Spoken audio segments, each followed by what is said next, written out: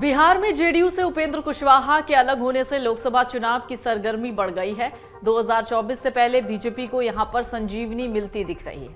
CM Nitish के जाने से बीजेपी जो अपनी राजनीतिक जमीन तलाश रही थी वो शायद कुशवाहा पूरी कर दें। जेडीयू से कुशवाहा इस्तीफा दे गए और उसके बाद राष्ट्रीय लोक जनता दल नाम से पार्टी बना ली।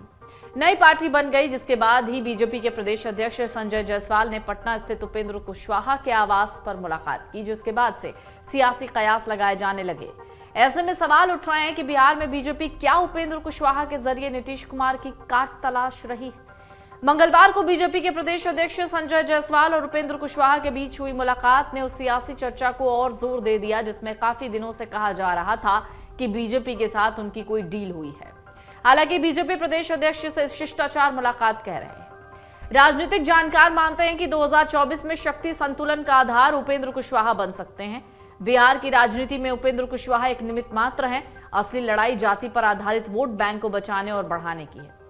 प्रदेश में कुशवाहा जाति की संख्या 7 से 8% मानी जाती है। ये वोट की राजनीति के लिए यादव और मुस्लिम के बाद तीसरा सबसे बड़ा सामाजिक आधार है। कोई भी दल इनकी अनदेखी नहीं कर सकता।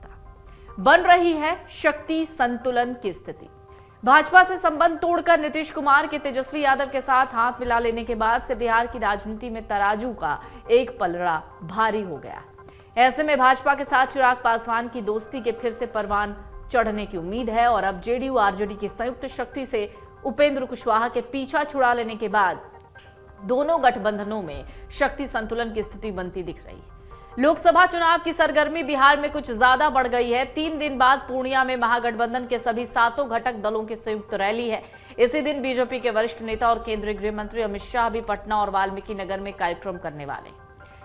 आर पार का मोर्चा सज चुका है। दोनों गठबंधनों का आर पार का मोर्चा जैसे ही सजा, ऐसे में वोटों के जोड़ने तोड़ने का खेल चरम पर है। कुशवाहा के नए कदम से राजनीति की व्याख्या कुछ ज्यादा ही तार्किक तरीके से हो रही है। इसे बीजेपी के वोट बैंक में वृद्धि से जोड़कर देखा जा रहा है। जेडीयू से संबंध तोड़कर अलग पार्टी बनाने की घोषणा के अगले ही दिन बीजेपी के प्रदेश अध्यक्ष संजय जायसवाल ने कुशवाहा से मुलाकात कर ऐसी संभावनाओं को हवा दे दी।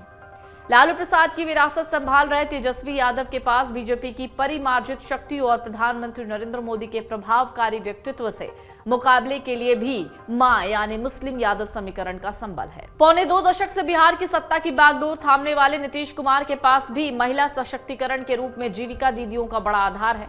उन्होंने अपनी राजनीति की शुरुआत में कोयरी कुर्मी के रूप में, लव कुश समीकरण के रूप में सामाजिक आधार तैयार कर बिहार की सत्ता प्राप्त की। नीतीश के इस आधार को कुशवाहा ने फिर से तोड़ने की कोशिश की। राष्ट्रीय लोक जनता दल के नाम से एक नई पार्टी बनाने के बाद जेडीयू नुकसान का आकलन कर रही है। ऐसा इसलिए भी कि नीतीश के लव कुश समीकरण से कुशवाहा को अलग करके नहीं देखा जा सकता। कोयरी वोटरों पर उनकी पकड़ मानी जाती।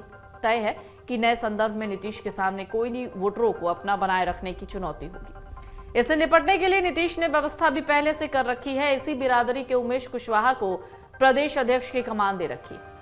तेजस्वी पहले से ही प्रबंधन महागठबंधन की सरकार बनने के लिए कर रहे हैं। साथ ही तेजस्वी यादव को उपेंद्र कुशवाहा के अगले कदम का एहसास है, इसलिए उन्होंने पहले से ही अपनी सरकार में आलोक मेहता का ओहदा ऊंचा कर रखा है। कोयरी समुदाय से आते हैं आलोक मेहता, जिनका स्थान आरजेडी कोटे के मंत्रियों में तेजस्वी के बाद दूसरे नंबर पर है।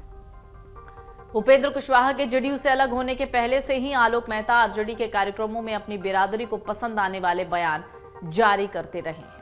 तो ऐसे में जिस तरीके से उपेंद्र कुशवाहा की मुलाकात अब बीजेपी के नेताओं से होने लग गई है, अब ऐसा लग रहा है कि शायद कोई नया खेल होने वाला है। लेकिन एक तरफ उपेंद्र कुशवाहा ने अपनी नई पार्टी बना ली है, तो शायद इसकी संभावना कम है। लेकिन इससे भी इनकार नहीं किया जा सकता कि वो नीतीश को नीचा दिखाने के लिए, यानी इस पूरे गठबंधन को नीचा दिखाने के लिए बीजेपी के साथ समझौता कर रहे हैं। डाउनलोड करें अमर उजाला ऐप और पाएं खबरें लगातार। अगर आप ये वीडियो YouTube पर देख रहे हैं तो हमारे चैनल को सब्सक्राइब करें और बेल आइकन को दबाना ना भूलें। अगर आप Facebook पर ये वीडियो देख रहे हैं तो हमारे पेज को लाइक करें।